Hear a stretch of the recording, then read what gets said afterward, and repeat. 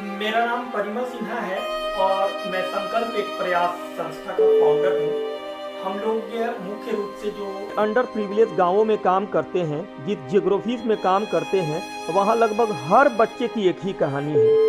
न खाने को रोटी है, न पहनने को कपड़ा है, न पैरों में चप्पल है, न कलम, न कॉपी, न किताब है। इनके लिए जिंदा रहने का संघर्ष बहुत ही बड़ा हो जाता है और शिक्षा का संघर्ष बहुत ही पीछे छूट जाता है। मगर ये बच्चे भी इसी देश के बच्चे हैं और इनका बचपन, इनकी शिक्षा भी उतनी ही जरूरी है जितना किसी अन्य बच्चे का, क्योंकि फटे हुए कपड़े, नंगे पांव, नंगे बदन और खाली कटोरों के साथ भूख और बेबसी से त्रस्त इनका जो बचपन, जो खोया हुआ बचपन है, उससे इस देश का भविष्य नहीं बन सकता है। इसीलिए इन बच्चे लोगों को इन परिस्थितियों से बाहर निकालने की जरूरत है, क्योंकि जब हम डेमोग्राफिक डिविडेंड की बात कर रहे हैं ना, वो इन्हीं बच्चे लोगों के कारण कर रहे हैं। यही बच्चे इस देश का भविष्य बनने वाले हैं।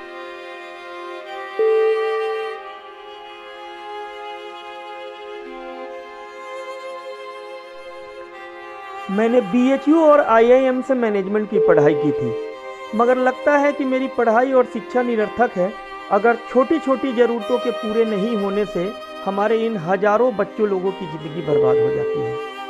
14 साल पहले सिर्फ एक गांव के एक बच्चे के साथ हमने ये प्रयास चालू किया था और आज 200 गांवों में 11,000 से भी ज़्यादा बच्चे आज अपने सपनों को उड़ान देते हैं, लाभान्वित होते हैं। पिछले 14 साल में हर दिन, हर घंटे, हर मिनट, हर सेकंड का यही संघर्ष रहा है कि अपने इन बच्चे लोगों के लिए हम संसाधन जुटा सकें, उनकी ज़िंदगी में कुछ बदलाव ला सकें।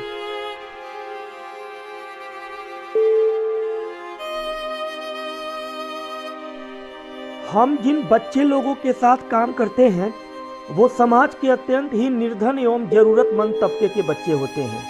इनके परिवार वाले 50 और 100 रुपए रोजाना कमाने के लिए संघर्षरत रहते हैं।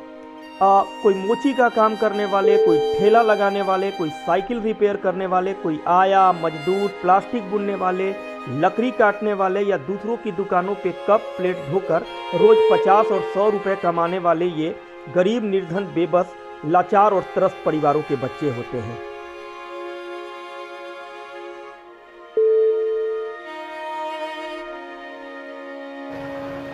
अब गरीबी में न खाना, न पीना, न कुछ नहीं। लड़कों के बच्चे के कपड़ा लत्ता की, न स्कूल में कुछ नहीं गुजारा। गरीबी के कारण हम कैसे क्या करें, कैसे गुजारा हो। इस वजह से तो बाहर निकाल के झोपड़ियाँ बना के फिर अपन समय निकाल व्यतीत कर रहे हैं। अब पेट के भी बड़ा परेशानी है, खाना न पीना कुछ नहीं। बच्चों की वो व्यवस्था नहीं हो रही है, छोड़ने बिछाने की कुछ नहीं। तो आप ध्यान देते ही कुछ रक्षा करने की दया करें। 2 साल से भी ज़्यादा समय हो गए हैं जब स्कूल बंद पड़े हैं और ये बच्चे अपने घरों में कैद हो चुके हैं। ये जिस जियोग्राफी से आते हैं, जिन परिवारों से आते हैं, एंड्रॉयड फ़ोन, मोबाइल और व्हाट्सएप की बात करनी बेमानी है, ऑनलाइन शिक्षा की बात करनी बेमानी है। और हमारे पास सिर्फ एक ही रास्ता था और हमने वही किया। हमने हर घर को ही स्कूल बना दिया, हर गांव में ही हमने मोहल्ला क्लासेस लगा दी और हमने ये सुनिश्चित किया कि इनकी पढ़ाई किसी भी कीमत पे हैम्पर नहीं हो, इनकी पढ़ाई बंद नहीं हो।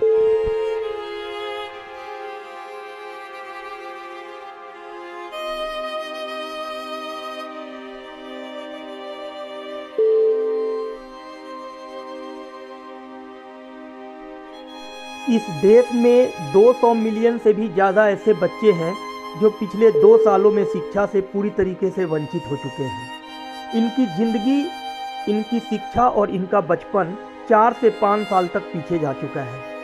इस देश की सबसे बड़ी ज़रूरत यही है कि इस बड़ी संख्या में जो बच्चे हैं, उनकी शिक्षा को, उनके जीवन को या उनके बचपन को फिर से पटरी पर लाया जा सके।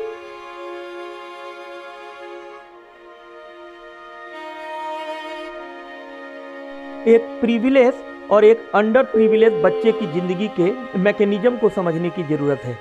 एक अंडर प्रिविलेज बच्चा जो निसहाय है, जिसके पास कोई भी साधन नहीं है, अगर 2 साल तक उसकी पढ़ाई रुक जाती है, उसकी शिक्षा रुक जाती है, तो उसकी ज़िंदगी और उसका बचपन 4 से 5 साल तक पीछे चला जाता है।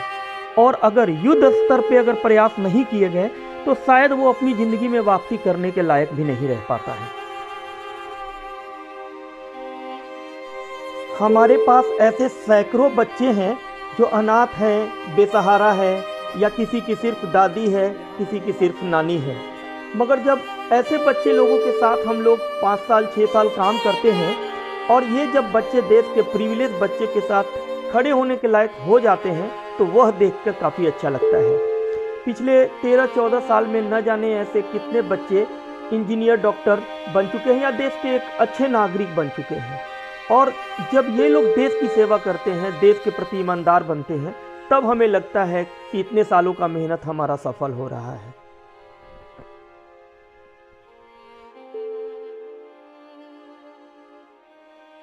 के रूप में हम फेल हो जाते हैं जब जब जब हमारे बच्चे लोगों के सपने नहीं बन पाते हैं। सिर्फ इसलिए इनके सपने नहीं बन पाए और उन सपनों के पीछे ये नहीं जाएं क्योंकि ये बच्चियां हैं। अगर ये फीलिंग्स इनके अंदर आती है तो एज ए कलेक्टिव जिसको बोलते हैं हम लोग फेल हो जाते हैं।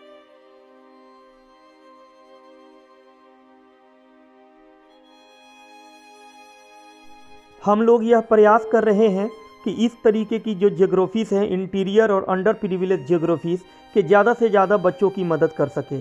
हम अगले 4 से 5 सालों में एक बड़े मैग्नीट्यूड को शिक्षा की मुख्य धारा में फिर से जोड़ना चाहते हैं और एक बड़े संख्या में बच्चे लोगों की मदद करना चाहते हैं। हम आप सभी लोगों से निवेदन करते हैं, प्रार्थना करते हैं कि इस प्रयास में आप हमारा सहयोग करें। हमें बहुत ही बुनियादी चीज़ों की ज़रूरत है, जैसे board, stationery, library, marker, register, printer. इस तरीके की चीज़ों को जुटाने में हमारा सहयोग करें। अगर आप लोगों का सहयोग मिलेगा तो जो आज हम 10 से 11 हज़ार बच्चों की मदद कर रहे हैं, शायद ये संख्या बहुत ही बड़ी हो जाएगी।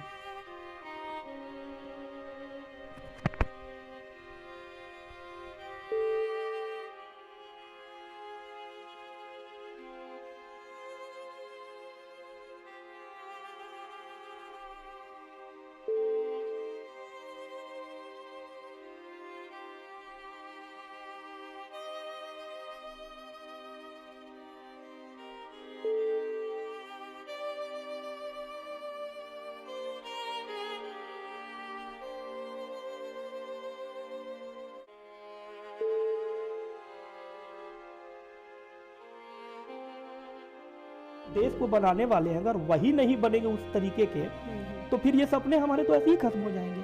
तो सपने तो हमारे हैं ना, तो हम अपने सपनों के लिए ये काम कर रहे हैं, किसी और के लिए।